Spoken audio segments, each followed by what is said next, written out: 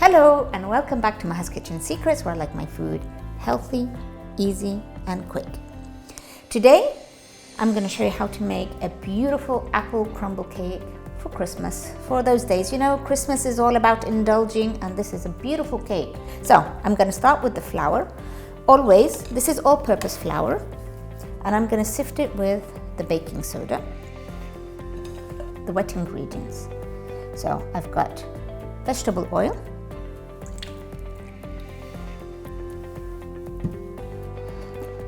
eggs,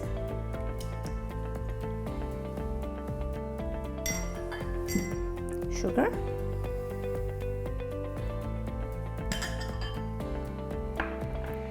cinnamon, and I'm going to put the salt. I'm going to whisk this quickly. I'm going to add some nutmeg, and now I'm going to start folding in the flour. So I'm folding it a little bit at a time. I've got 2 spoonfuls, some apples, and walnuts.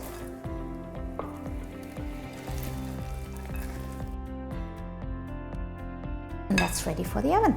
I've got round silicone mold. I'm gonna butter this.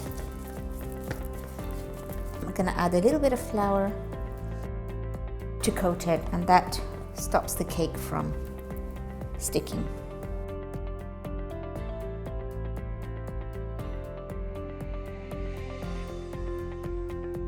And now, the final touch, I've got a crumble mixed here. This is my crumble topping.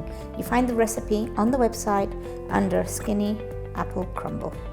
And this is going to bake at 160 degrees for 50 to 60 minutes, or until you insert a toothpick and it comes out clean. And now I'm just going to finish it off with some powdered sugar,